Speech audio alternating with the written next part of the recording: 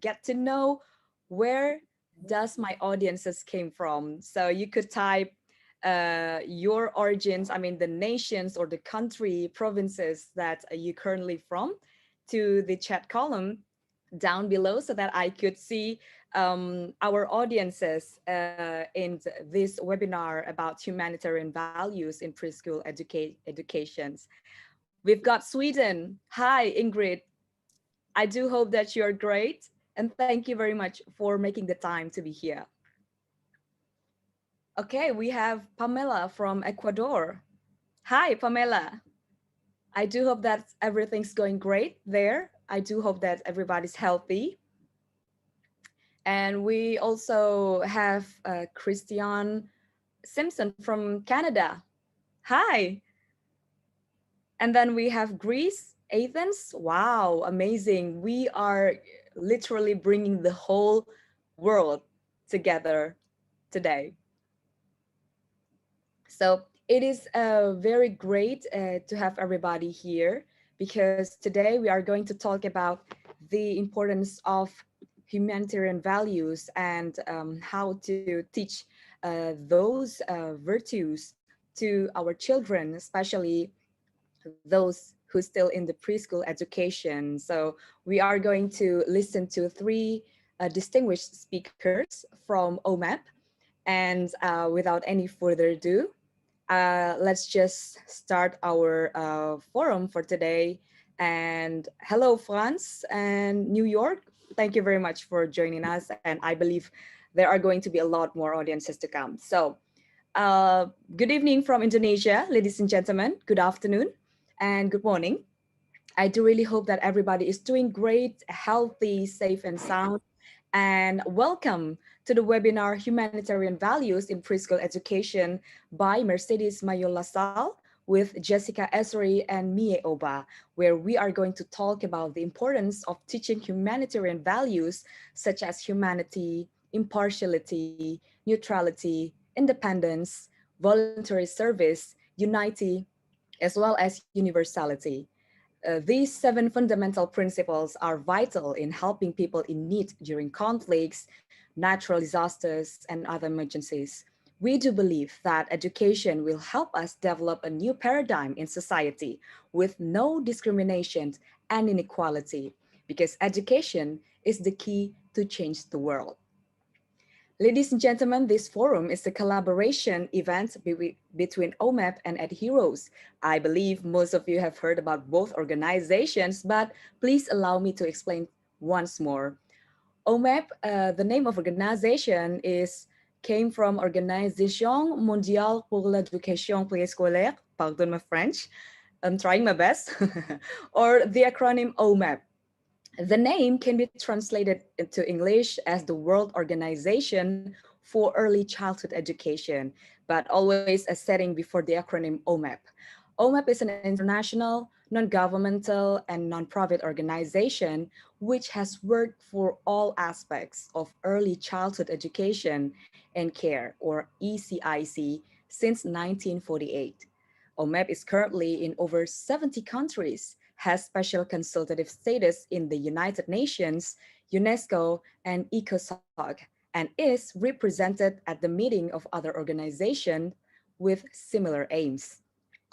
OMEP defends and promotes the rights of the child to education and care worldwide and supports activities which improve accessibility to high quality education and care. And now I would like to explain about EdHeroes. EdHeroes is a movement that unites people who believe that education should be centered on the needs of the family. Our mission is to provide support to families all over the world in their journey to success and prosperity by giving them access to a quality education. At the same time, the family's main goal is to bring up an autonomous, capable, and happy individual. Due to the pandemic and the forced transition to distance learning for everyone connected with education, we have had to deal with some unprecedented challenges. I believe we all here have currently endured that. And the family has become the main platform for educating and bringing up a child. The Ed Heroes movement emerged in response to global uncertainty. It embodies the idea that education should be centered around the interests of the family. Ed Heroes is currently expanding to Asia, where we started the movement in Indonesia last year and just had our launching in Malaysia. And I am humbled to be the project chairwoman of Ed Heroes Asia. And with the shared and the similar values and visions, we decided to do a collaboration and hope that we could implement the knowledge gained from our distinguished speakers on our daily basis. We would like to welcome Mercedes Mayol Lassale as the World President of OMEP, Ms. Jessica N. Essery, PhD, as the OMEP representative in the UN, and Ms. Mie Oba as the OMEP Japan representative. I personally cannot wait for it, and I believe you do too. Therefore, without any further ado, I would like to welcome our first speaker for today, Ms. Mercedes Mayol Lassale, as the World President of OMEP. Ms. Mercedes Mayol Lassale has a degree in primary education with a Bachelor of Arts in Educational Sciences from the University of Buenos Aires in the area of government, ex-director of the early childhood education area of the city of Buenos Aires. She is also an ex-senior consultant for the United Nations Development Program. Nowadays, she is a professor in the Master Early Childhood Education at the University of Buenos Aires and the Regional Training Program in Educational Policy Planning and Management, IIPE UNESCO, Buenos Aires, Office for Latin America. Her field of interest is early childhood education policies in relation to children's rights and management of educational institutions for children aged 0 to 3 years. She coordinates training and teacher update programs in poverty contexts and assess public policies and program on early childhood education and care. We would like to announce to the audience, if you have any questions, you could address it to our email at hello@heroes.asia, and we will upload the answers on social media. Without any further ado, Ms. Mercedes, the floor is yours.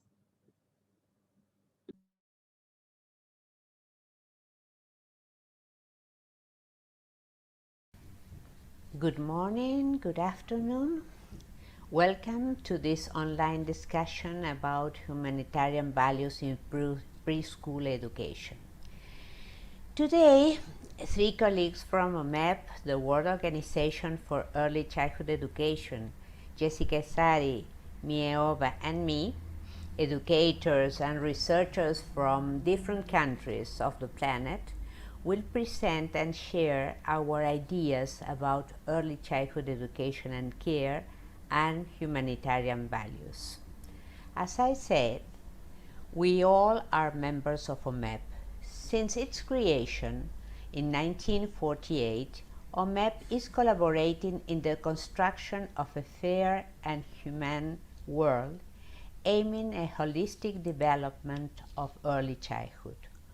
OMEP focuses on education because we believe that it is a right, but also a tool for the realization of all human rights, and it is a catalyzer for the achievement of the Sustainable Development Goals. Since OMEP founding, one of our main aims is to collaborate in building cultures of peace, which has been at the center of all projects and actions. The longing of peace is rooted in the hearts of all men, said Alva Myrdal, first president of OMEP, who won the Nobel Peace Prize on 1982 due to her outstanding work for peace and disarmament. To promote fair, peaceful, and inclusive societies, we need to build cultures of peace. Humanity also needs the determination and solidarity of the communities and states of all the world. As you all know, humanity has committed itself through the 2030 Agenda for Sustainable Development to end poverty, inequalities, environmental depredations, war, famines, inequities, and discrimination. Undoubtedly, to build the world we dream, our first duty is to care and to educate children, assuring their human rights from birth. But this struggle is not new, since it has gone through different milestones since the beginning of the 20th century, and perhaps before, if we consider the development of pedagogical knowledge since Pestalozzi and Freire. OMEP's work is based in two political pillars: the Convention on the Rights of the Child and the 2030 Agenda. These two great tools for the transformation of our societies are permeated by the highest humanitarian values. The CRC is based on the principles proclaimed in the charter of the United Nations: freedom, justice, peace in the world, which are based in the recognition of the intrinsic dignity and equal and inalienable rights of all members of the human family. That is why it is considered fundamental to each child that each child should be fully prepared to live an individual life in society and brought up in the spirit of ideals proclaimed in the Charter of the United Nations, and in particular in the spirit of peace, dignity, tolerance, freedom, equality, and solidarity. The 2030 Agenda for Sustainable Development, adopted by all the United Nations member states in 2015, provides also a shared blueprint for peace and prosperity for people and the planet, now and into the future. And at its heart are 17 Sustainable Development Goals, which are the urgent call for action by all countries in the global partnership. They recognize that ending poverty and other deprivation must go hand by hand with strategies that improve health, education, reduce inequalities, spur economic growth, all while tackling climate change and working to preserve our oceans and forests. Heads of states, governments, and high representatives resolved to end poverty and hunger everywhere, to combat inequalities within and among countries, to build peaceful, fair, and inclusive societies, to protect human rights, and to promote gender equality and the empowerment of women and girls, and to ensure the lasting protection of the planet and its natural resources. Undoubtedly, in these decisions and intentions, all humanitarian values are present. If we focus SDG 4 of education, the global commitment to education focuses on the task of achieving inclusive, equitable, and quality education for all. Consequently, Target 4.7 declares that by 2030, states must ensure all learners acquire knowledge and skills needed to promote sustainable lifestyles, human rights, gender equality, promotion of a culture of peace and nonviolence, global citizenship, and appreciation of cultural diversity. Sustainable development cannot be realized without peace and security, and peace and security will be at risk without sustainable development. As you can see, the 2030 Agenda pledged to foster intercultural understanding, tolerance, mutual respect, and an ethic of global citizenship and shared responsibilities, while acknowledging the natural and cultural diversity of the world and recognizing that all cultures and all civilizations can contribute to and are crucial enablers of sustainable development. So, one of the aims of education is the construction of citizenship, which will imply the development of a pedagogy based on values and respectful of human rights from the first years of life. This paradigm is the result of many struggles, debates, and demands over the last 50 years at least. In 1985, UNESCO published the book Seeds for Peace, the role of preschool education in international understanding and education for peace.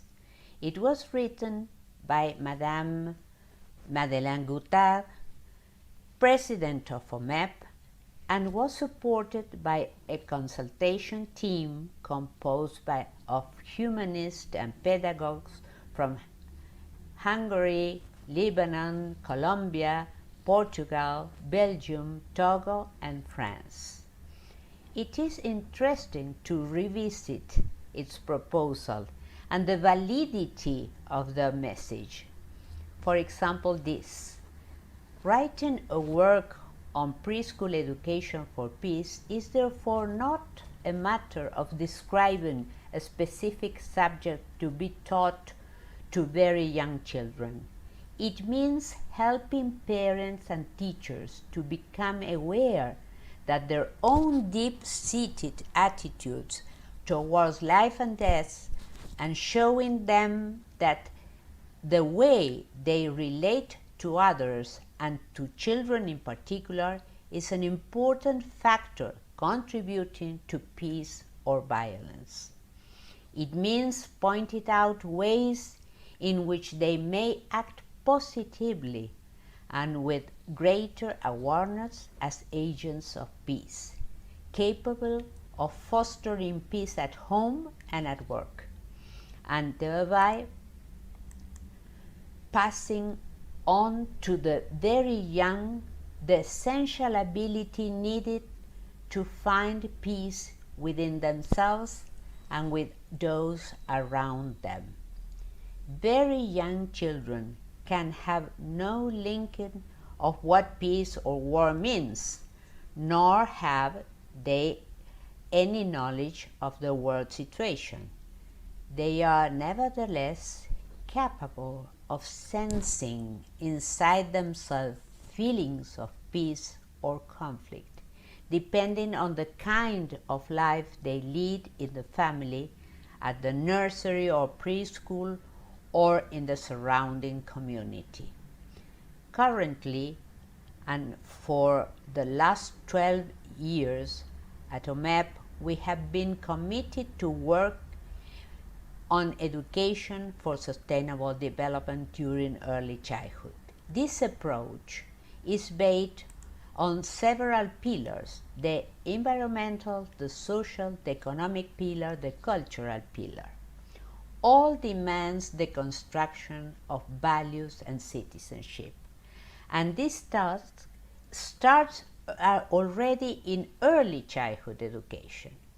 Most of the values are learned by living them, especially during early childhood. Therefore, every single person working in the preschools or with children should promote respect for the inviolability of human life, individual freedom and integrity, the equal value of all the people, equality between women and men, girls and boys, and solidarity between people. No child in the preschool should be subjected to discrimination on the grounds of gender, ethnic origin, religion, other belief, disabilities or age, or any person with whom the child is associated, or to any other abusive treatment. Early childhood education should be undertaken in democratic forms and lay the foundation for a growing interest and responsibility among children for active participation in civic life and for sustainable development, not only economic, but also social and environmental. Early childhood education policies and curriculum can point out how values and knowledge should be both the content of communication between teachers and children, adults and children, children between them, as well as the base of pedagogy to guide daily life in preschool and at home, protecting and fulfilling children's human rights. In order to conclude this brief presentation and to give the floor to my two colleagues, I would like to close emphasizing that there is a need for transformation in order to change unsustainable ways of thinking, doing, and living, and for the new models of action supported by ethics.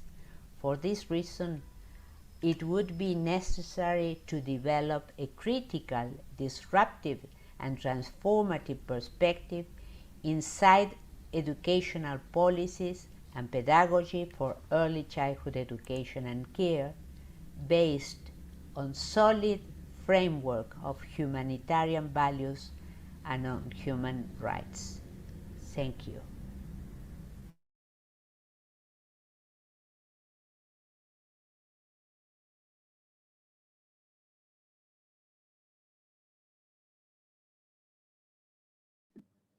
Thank you very much, Mercedes, for your sessions.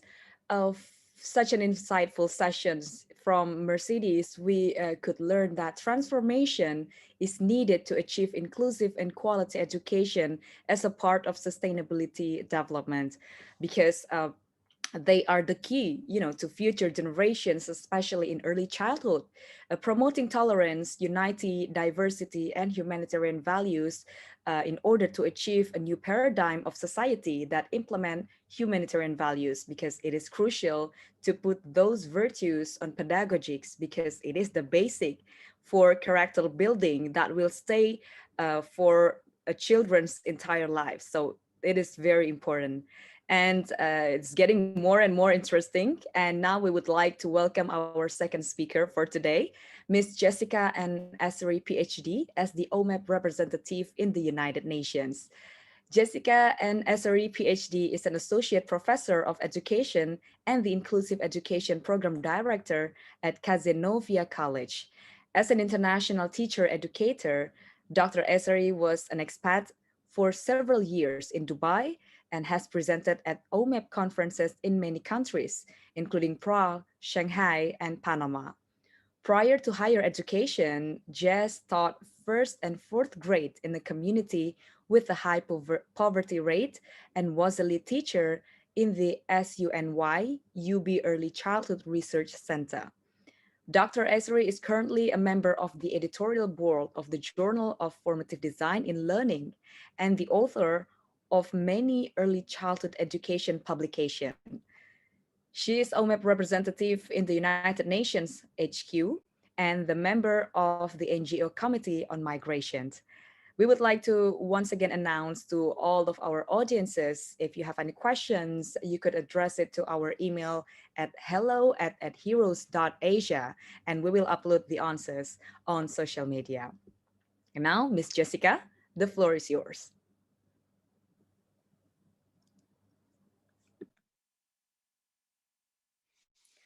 Hello, friends around the world. Thank you for being here.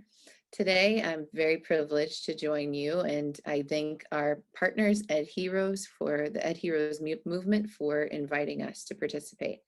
I represent the World Organization for Early Childhood Education, and my name is Dr. Jessica Esri, Associate Professor of Education and the Program Director of Inclusive Education at Cazenovia College, also the United Nations representative for OMEP.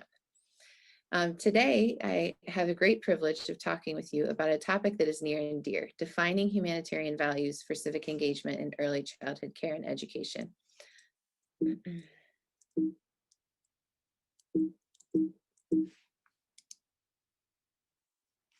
Humanitarian values. First, we're going to start with an overall theoretical framework. So what are we talking about when we talk about advocacy versus apathy?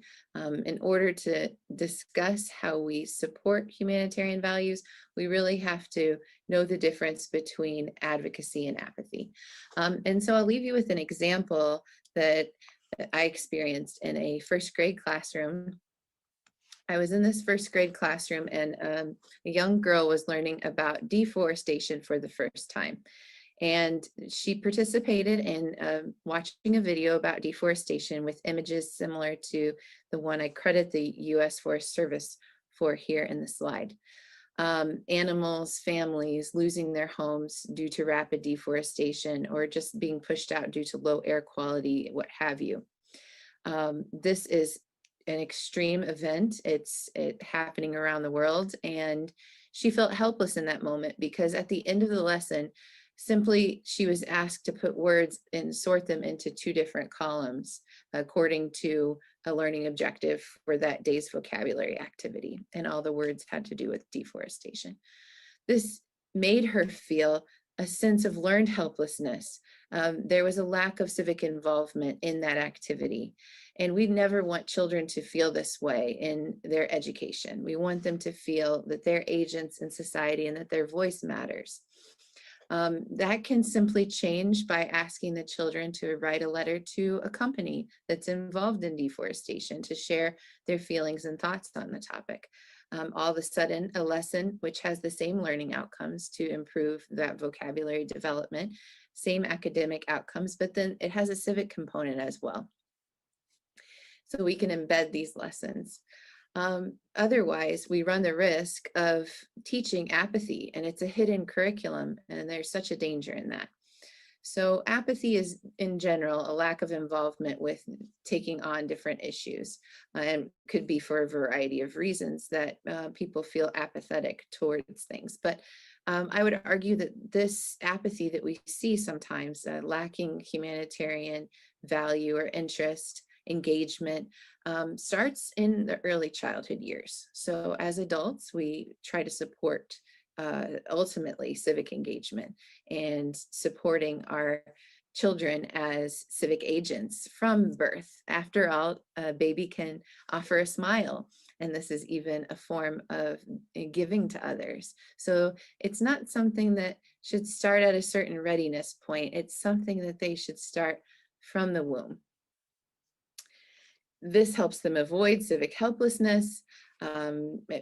We don't have a ton of research linking this to depression amongst young children, but it would be a question, and I pose it to you.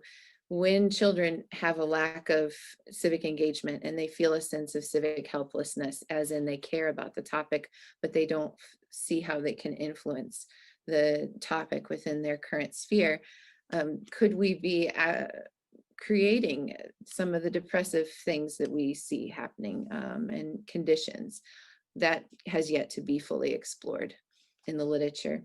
But a lack of civic involvement due to a culture of apathy definitely runs these children at risk of being apathetic towards civic engagement in their future.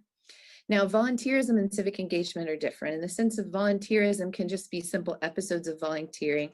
Slacktivism is a new term used by the United Nations to talk about posting and reposting on social media. And it can be a wonderful volunteerist act, but it's not necessarily civic engagement, and we'll talk about why in a moment. And then there's service learning, where you might do something and connect it with what your prior knowledge was, but then you don't go out and lead efforts perhaps in the future. So an example of volunteering would be to plant a tree in your yard once you learn about deforestation.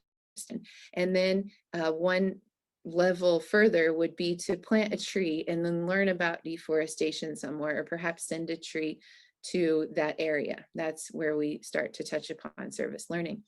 But when we're really reaching a level of civic engagement, we're talking about thorough, ongoing civic efforts that a person can take on, and that they have the ability to self-initiate as well as to collaboratively support. So it's a matter of activism, which we talked about in the volunteerism examples, as well as advocacy in combination. We understand that even though someone is involved in volunteerism and civic engagement, the consequences of their actions aren't necessarily just going to be great. Even though they're civic agents and we want to try to develop their abilities to contribute to society, they may help, they may have unintended consequences, or there may be no help at all. For example, when some solar cookers were donated to a village in Tanzania, the consequence was that these solar cookers privileged some lives, and then the other lives remained the same. So some people were still collecting kindling, while other people were able to benefit from the solar cookers. So even though it was an act of civic engagement, it ended up dividing the village socially, and it created a lot of conflict, actually. So we have to be very thoughtful. We cannot just dive in always, and we need guides that really understand how to best operate in a way that supports the culture and context, working within the emic and etic perspectives, both insider knowledge and those who can see it from an outside perspective. So what is this literature on early childhood care and education in terms of how we work with our young civic individuals?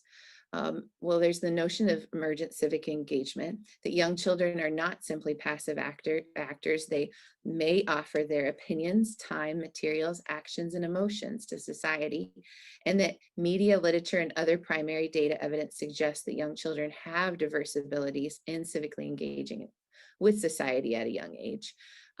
I talk with my young children about my presentations. I am able to put them into words that they can comprehend. And then from there, they give me advice on my presentations as well. So even a presentation like this, I can break it down, speak, and get advice back from my young children. And this simple act gives them a voice in society, as I am a civic agent and share my sphere of influence with them. Now, there are diverse civic foundations, because not all of us were raised in the same way to be civic agents. So children learn lessons about civic engagement from their environment. Findings from secondary data, including personal reflections on childhood civic engagement experiences that were collected from 5 ECCE experts, suggest that this exists. So what we basically did is, as a researcher myself, a researcher from Russia, from South Korea, Turkey, and Tanzania, we discussed our early childhood civic events. And then we talked about how this provided a foundation for our future civic engagement. And we shared those examples in our research. And all of these things exist within different nations, subcultures, and families around the world. So we can shape how much a civic opportunity young children have within our society. And that was very clear through this research. So we must take a moment, and I give photo credit to Alicio Amico, I'm sorry, for this wonderful sculpture of nonviolence. And it was gifted from Luxembourg to the United Nations, the permanent mission of Luxembourg. And this is really the idea behind the pacifist philosophy. And the pacifist philosophy is one in which civic engagement is used to support peaceful solutions to problems.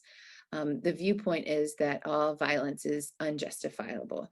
But as you can see, that doesn't mean nothing is done. It simply means that there have to be peaceable ways to go about doing so.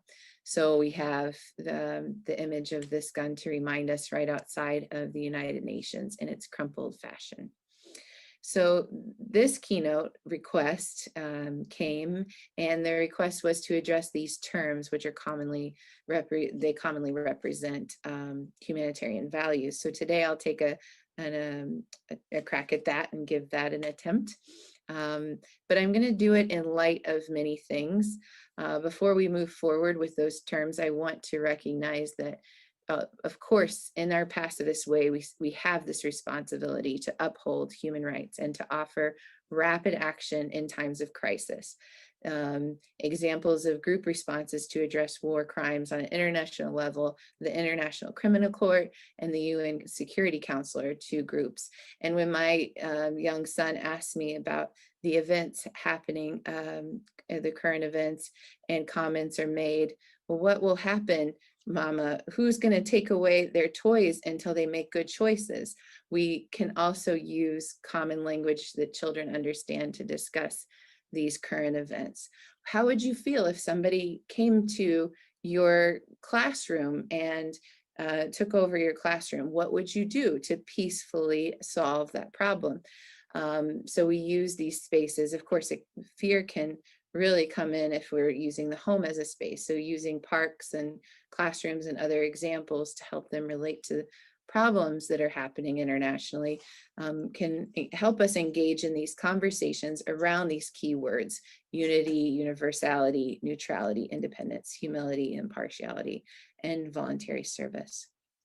So the thesis of this presentation is that although, sometimes adults tend to defer responsibility for civic engagement.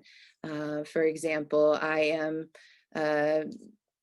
have a health issue, and then we see this young child constructing, very sick and making teddy bears for other sick children because that cheered one child up. I am going to retire and therefore I'm going to slow down. All these, sometimes we see adults defer responsibility for civic engagement, and this limits the sphere of influence in each young child's life as well. So the young children look to the adults to have these an ongoing agenda for civic engagement despite any life circumstance. So we can't really defer responsibility. And of course, there's some direct ways that we can see evidence of individuals deferring responsibility, like whispering criticism or just, and then there's some indirect ways as well. So it has to be self-initiated, it has to be an agenda. There's a sense, sometimes there's false representations, images of civic engagement, but less in action. So what's really happening? Well, we have these wonderful humanitarian terms, and they involve these humanitarian values, and we must not use these to justify any apathetic behavior. So how might we use positive perspectives of civic engagement in order to further define these terms? That's a big marching order, but it can be done. So first of all, we have to think of avoiding colonialism and civic engagement. There's the notions of the fixed versus the fluid. So we need to maintain a fluid understanding of these terms. A common perception is that terms are defined in dictionaries and have to be utilized according to the definition.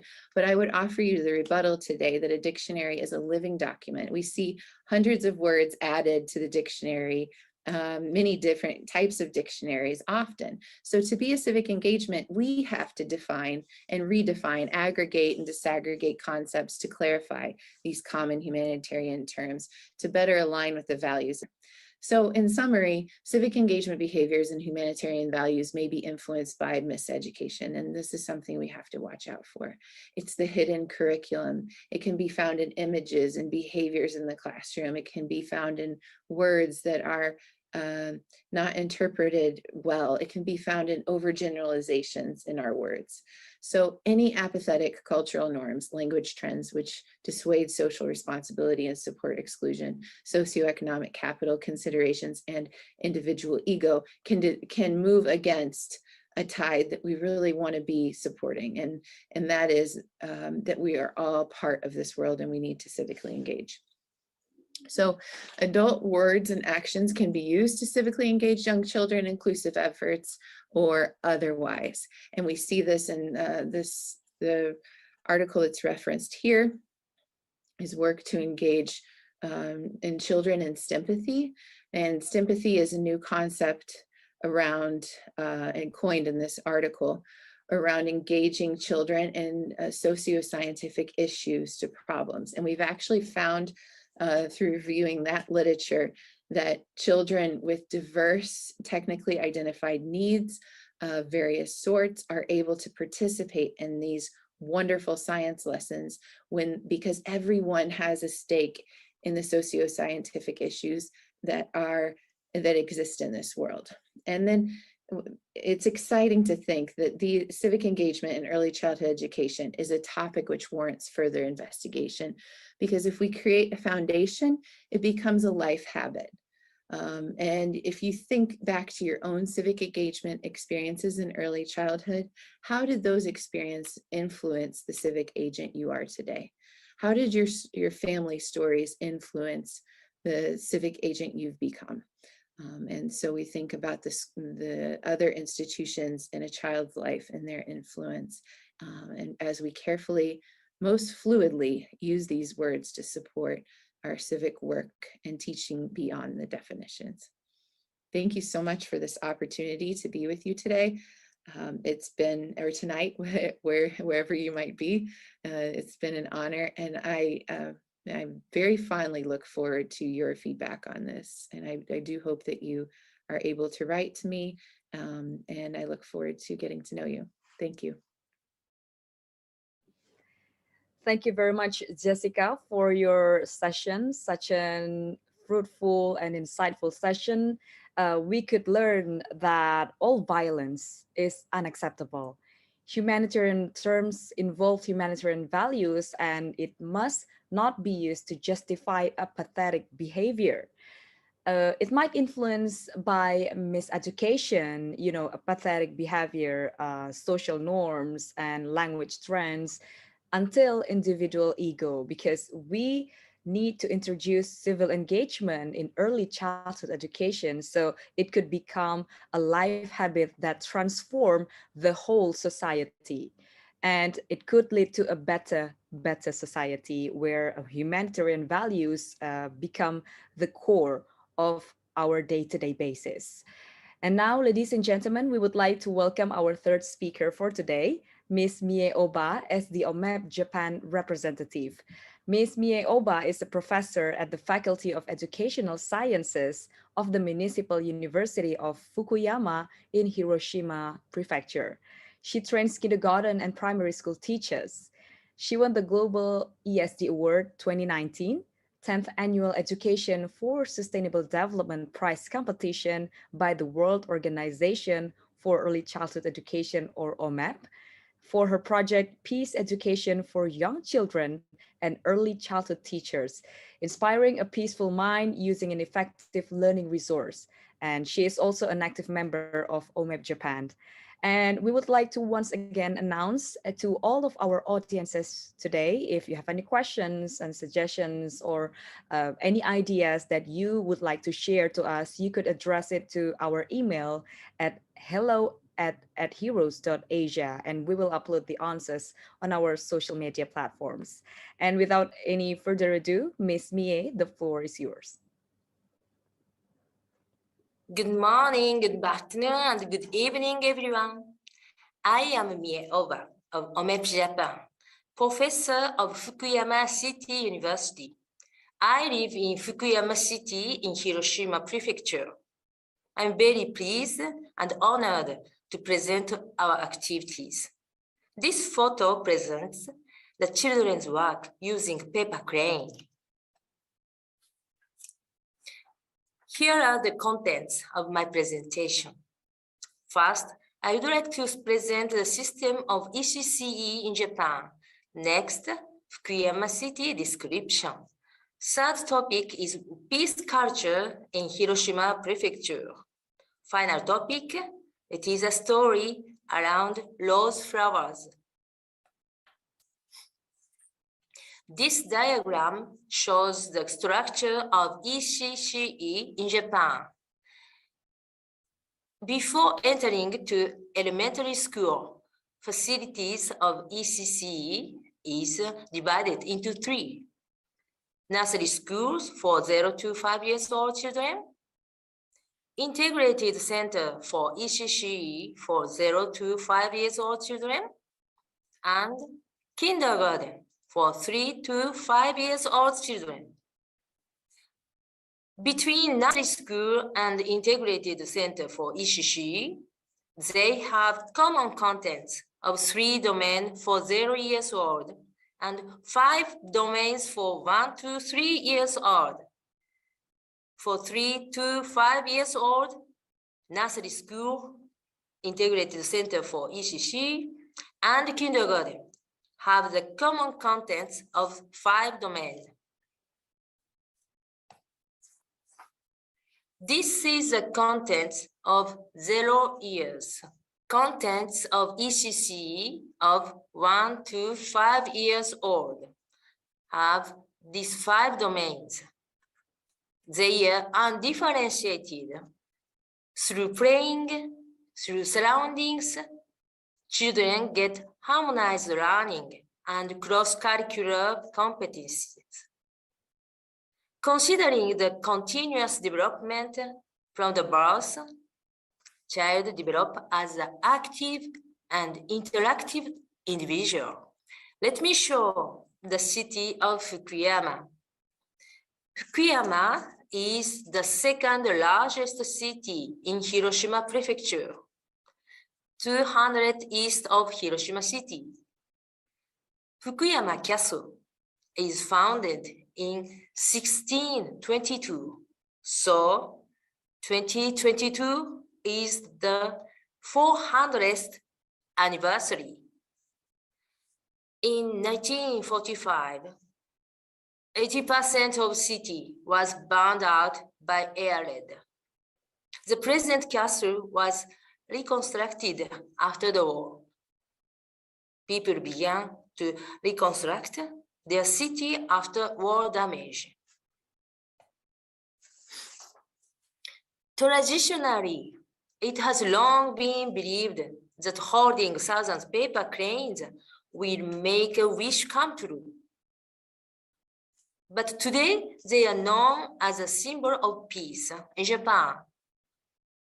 This connection between paper crane and peace can be traced back to a young girl, Sadako Sasaki, who died of leukemia 10 years after the atomic bombing in Hiroshima. Believing that holding paper cranes would help her recover, she kept holding them to the end, but she passed away. The Children's Peace Monument that stands in Hiroshima Peace Park was built, expressing the dream of a peaceful future for children. Now, 10 million cranes are sent from all over the world. At Fukuyama City, since 1991, as a peace appeal exhibition, the works of children with a hope of peace, such as posters and strings of 1,000 paper cranes, are displayed in every summer. This is the structure of peace education in the curriculum of nursery school in Fukuyama from 2008 to 2018.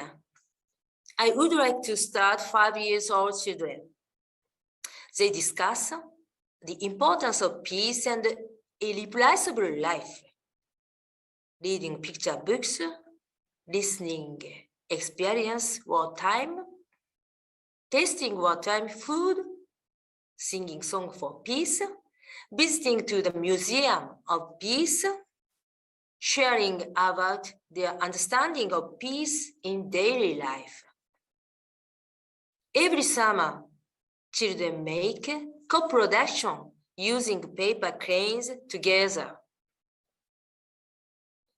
4-year-old children participate in co-production for peace. They begin to discuss and share about peace in daily life. 3-year-old children watch the activities of senior children and listen to peace song. They talk and feel peace in daily life. 0 to 2-year-old children feel the activities of senior children for peace, watching, listening, and touching. The peace education for young children in Fukuyama structured according to children's development. Children grow up feeling the culture of peace in daily life, rather than be taught it. Excuse me. In 2018, the curriculum of nursery school and kindergarten in Fukuyama was revised. In the draft, the part about the peace education was disappearing. Veteran teachers and we insisted the importance of peace education in early childhood. This is a tradition of ICC in Fukuyama, and it is necessary for young nursery teachers. Peace education is an important teacher's training.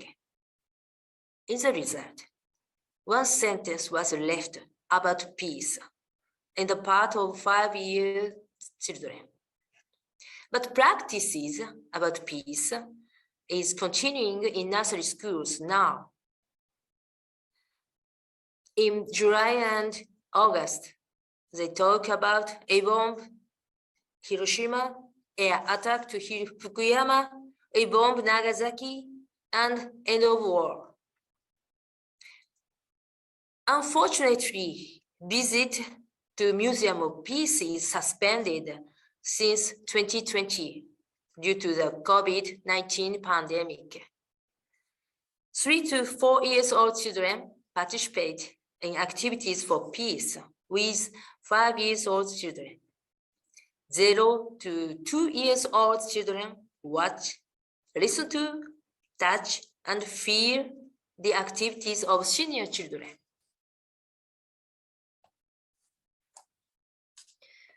Let me explain 3 steps of developing peaceful mind in children and students. First step is Kamishibai. This Kamishibai is a real story of a tree exposed to the effects of the A-bomb in Hiroshima. This Kamishibai is made with a survivor of A-bomb Hiroshima. Second step is physical expression with a song. Seeds of peace were sown, they sprouted, flower bloomed, and they grew peace trees. You can see a lot of peace trees. Third step is holding paper cranes, wishing peace by making paper cranes with friends. When children were holding paper cranes, they said, "We are friends. I'm happy to make paper cranes with my friends. My friends is kind to help me." They understand the friendship, kindness, cooperation, and attachment are important. Warm feeling is one of the children's image of peace.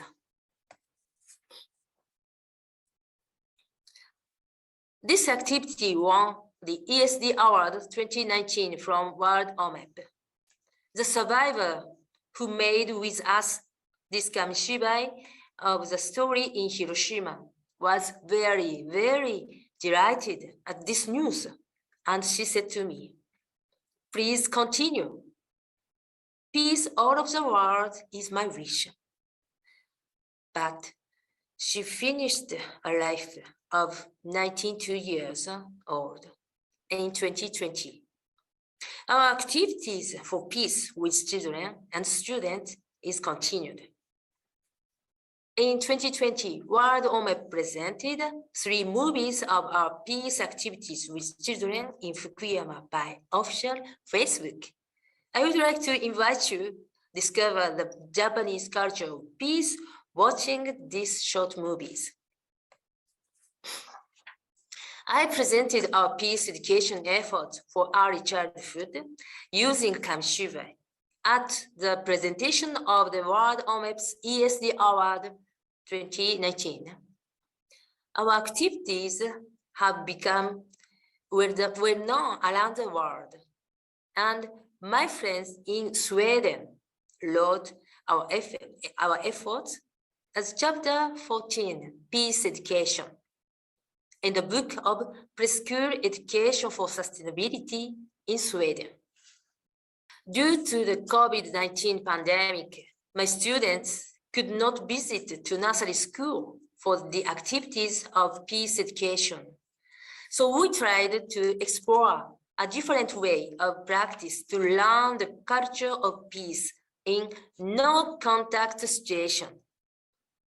We made a movie to explain the process of holding a paper crane using a large paper to children, accompanied with singing a song, Paper Crane.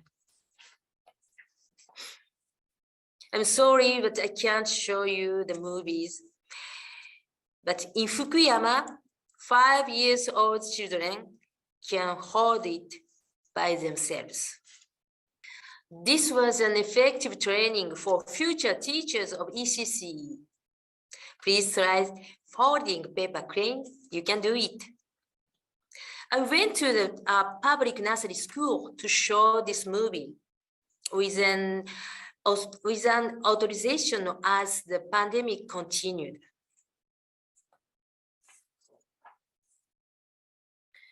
After watching the movie, 4-year-old boys said to me, "We want to make a paper crane with a large paper like this."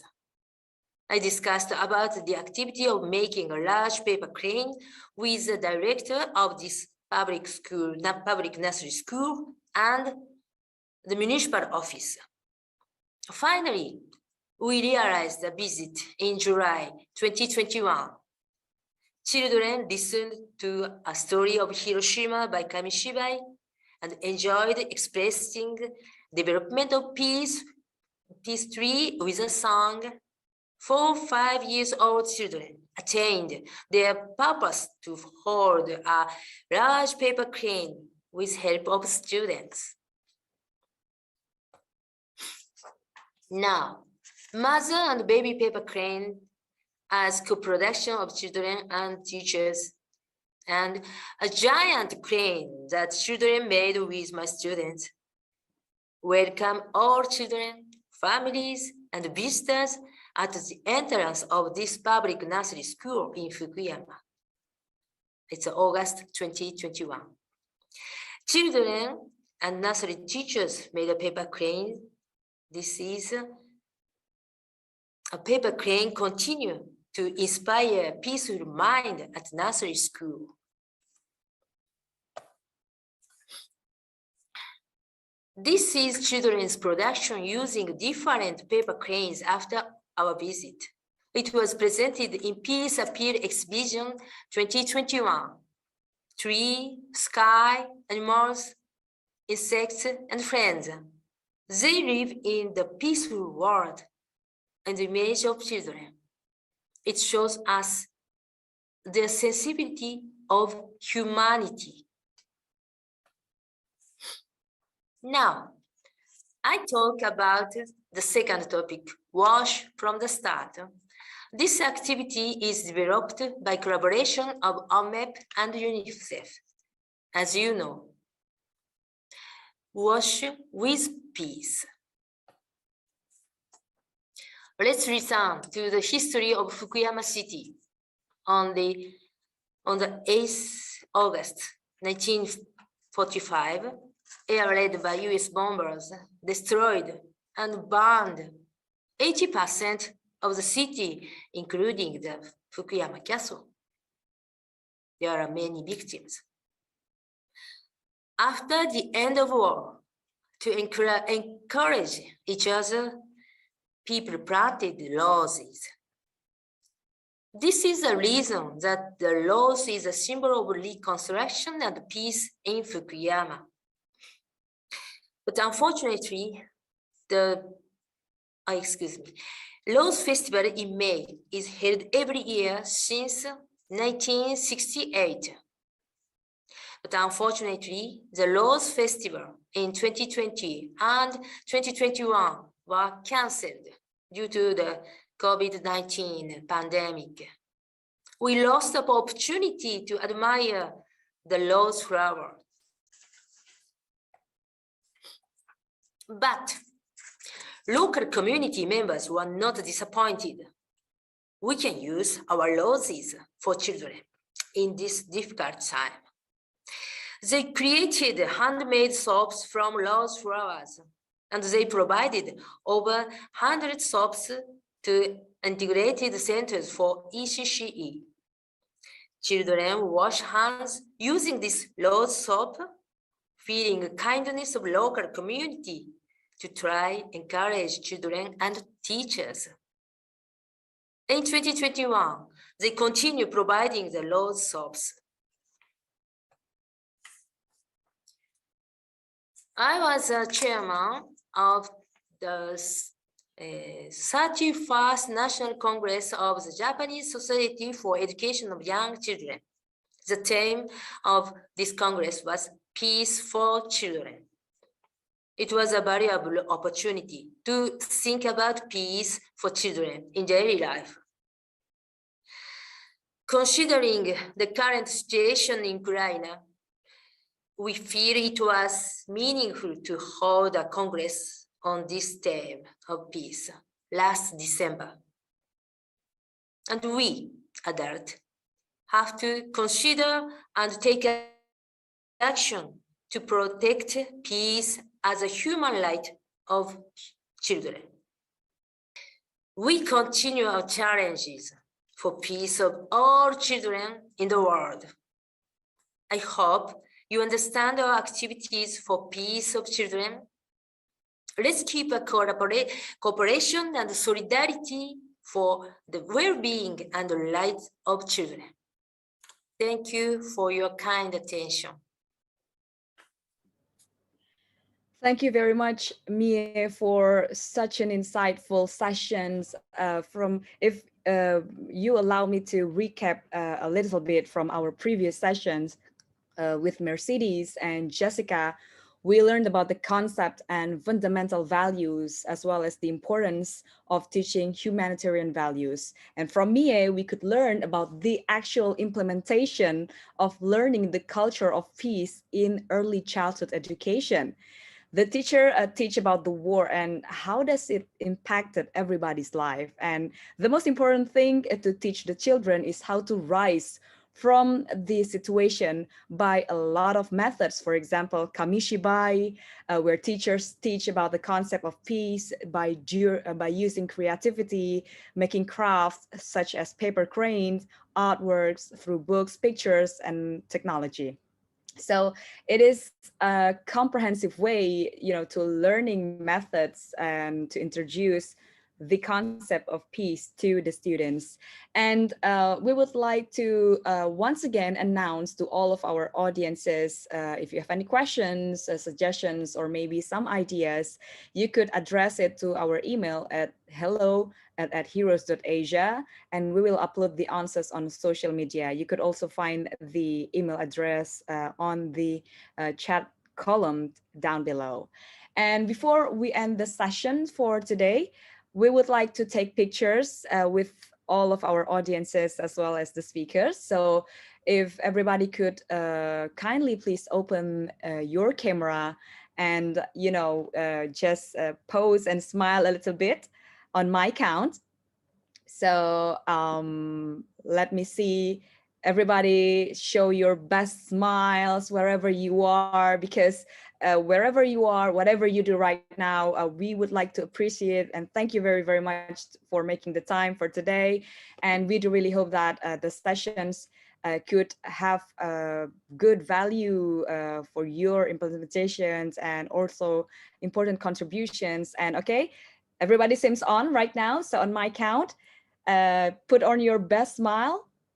So in 3, 2, 1, smile to the camera, everyone. Okay, hold on for a bit. 1, 2, 3, 4, 5. Okay, that's it. Thank you.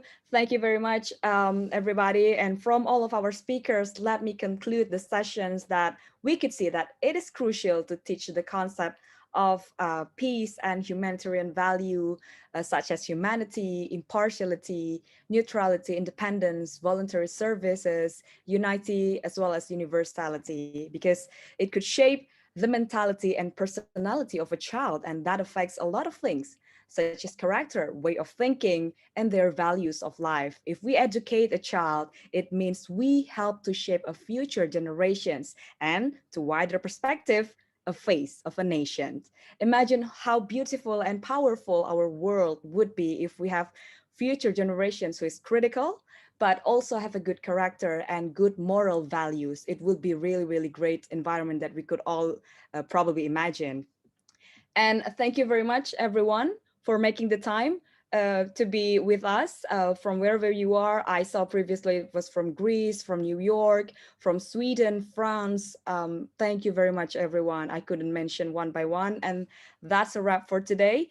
Thank you very much for watching the forum. We do really hope that it could be a useful addition of everybody's knowledge and for a good implementation. I'm Farhani Sanasution signing out. See you in another forum. Ciao, everyone.